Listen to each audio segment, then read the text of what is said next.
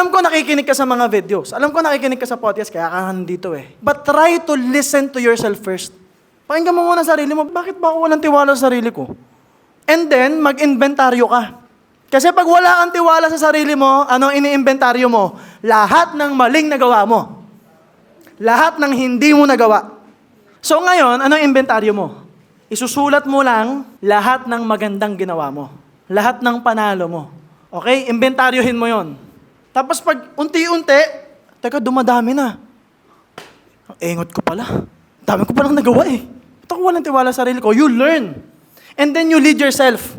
You tell yourself, kaya ka maniniwala sa sarili mo kasi nagawa mo na to.